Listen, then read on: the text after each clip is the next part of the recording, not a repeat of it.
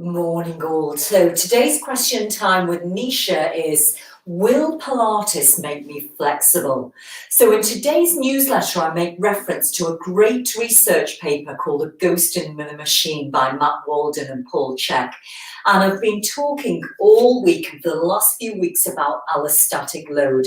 So allostatic load refers to the environment around and the condition of the person.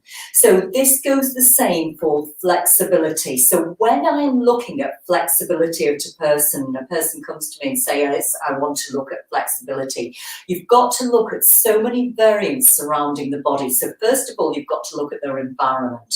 You've got to look at their sleep. You've got to look at their hydration. You've got to look at the nutrition. This is key now. You've got to look at the breathing, because the breathing will affect the central nervous system. And if you're constantly in a state of fight or flight, which is sympathetic dominant, you're going to find it harder to get relaxation in the bodies and to get more pliability through sling lines, through fascial lines, and more flexibility. So as a basic guideline, this is what I do when people come to me. I'm going to teach you something called the Bateman scale. Now, people who know me well know I trained as a professional dancer and I had a ballet school for years. Now, this is my understanding and my experience after being in the dance world for years. Everybody has a basic amount of flexibility, and flexibility starts in the joints. And this is the Bateman scale I'm going to teach you, and this is how I assess what the foundations are of flexibility. So I'm going to ask you to turn your wrist back, and I'm going to come a little bit closer towards you. And I want you to see if your little finger goes past 90. So as you can see, mine doesn't go far at all. Then I'm going to drop my wrist down, and I want to see if I can get that thumb to touch the wrist. Mine's not going there at all. So that would be a point for each one. That would be 2 points. Then if I extend my arms out, if you've got like inside out arms, and I'm sure you've seen those, that would be another point in the joint. Look at your knees sideways. If you can force your knees back more than 10 degrees, and this would be a hypermobile joint where it's pushing back and it's like a sway back in the knees, that would be another point. Feet tight together. If you can touch the floor, and you can see my feet are together, my hands won't go to the floor, that is called the 9-point Bateman scale.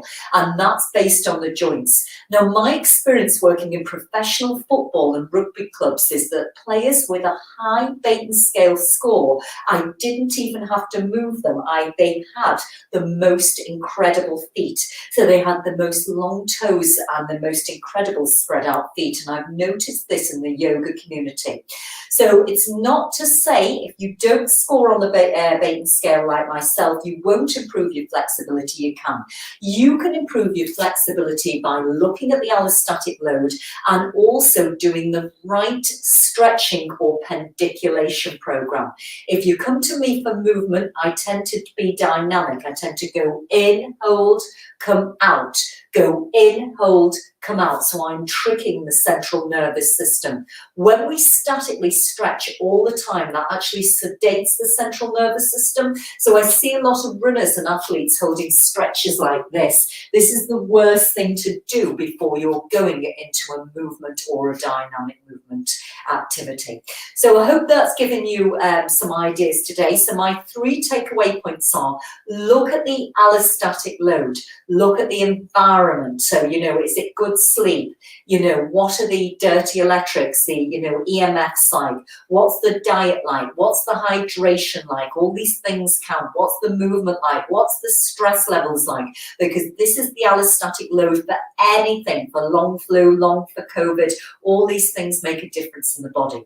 Number 2, check out the Bateman scale, because when you are going in to be a gymnast, or if you're going into Cirque du Soleil or being entered for a professional ballet school, if you've not got optimal range of movement at the joints, you will, have to work 10 times harder, which is fine. But, usually if the foundations aren't there, it's very difficult to get that range, to a circus performer because it's not physically in your joints. And number 3 is start where you are. So people will say to me, I'm not going to come to Pilates or yoga because I'm not flexible. Start where you are. So the beautiful thing is that, Pilates Pilates and yoga is for everybody, but it's knowing the right repertoire and the right sequences and the right exercises to give to that person, and really, knowing, stretching what needs to be stretched and strengthening what needs to be strengthened.